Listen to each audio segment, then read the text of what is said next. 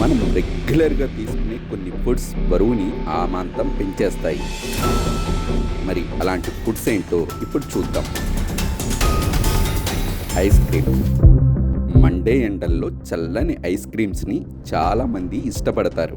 అయితే వీటిలో క్యాలరీలు, పంచదార ఎక్కువగా ఉంటుంది. అప్పుడప్పుడు ఈ ఐస్ క్రీమ్స్ తినొచ్చు, కానీ ఒకేసారి ఎక్కువగా తినొద్దు. దీనివల్ల త్వరగా బరువు పెరుగుతారు.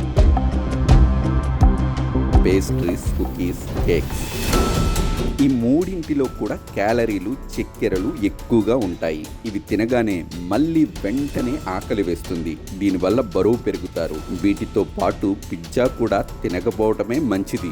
దీనిని కూడా మైదాతో తయారు చేస్తారు. ఎలాంటి పోషకాలు ఉండవు. వీటి వల్ల బరువు పెరిగే అవకాశం ఎక్కువగా ఉంటుంది. Fruit juices.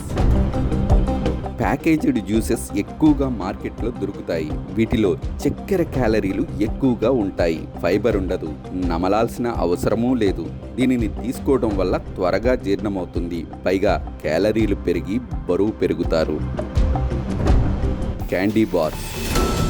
ఇవి తినడానికి చాలా టేస్టీగా ఉంటాయి. వీటిని ఎక్కువగా పంచదార, నూనె, ప్రాసెస్డ్ పిండితో కలిపి చేస్తారు. వీటిలో క్యాలరీలు ఎక్కువగా, పోషకాలు తక్కువగా ఉంటాయి. వీటిని తినడం వల్ల బరువు చాలా పెరుగుతారు. కాబట్టి వీటిని తినటం తగ్గించడం చాలా మంచిది.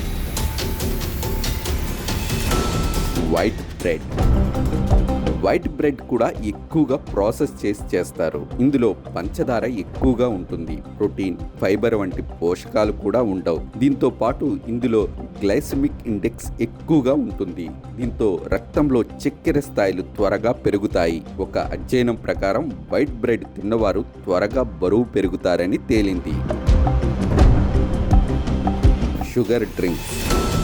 చాలామంది కూల్ డ్రింక్స్, సోడాలు తాగుతారు. వీటిలో ఎక్కువగా షుగర్ ఉంటుంది. వీటిని తీసుకోవడం వల్ల బరువు పెరుగుతారు. దీంతో నెగిటివ్ ఎఫెక్ట్ ఉంటుంది. ఇలా ఎక్కువ పంచదారతో తయారైన డ్రింక్స్ మీకు కడుపు నిండిన ఫీలింగ్ని ఇవ్వవు. దీంతో ఎక్కువగా తీసుకుంటారు. దీంతో క్యాలరీలు పెరిగి బరువు పెరుగుతారు. French fries, potato chips. బంగాళదుంపతో తయారు చేసే ఈ రెండు స్నాక్స్ కూడా తినటానికి ఎంతో టేస్టీగా ఉంటాయి. కాబట్టి ఎక్కువగా తింటారు. కానీ ఇందులో క్యాలరీలు ఎక్కువగా ఉంటాయి.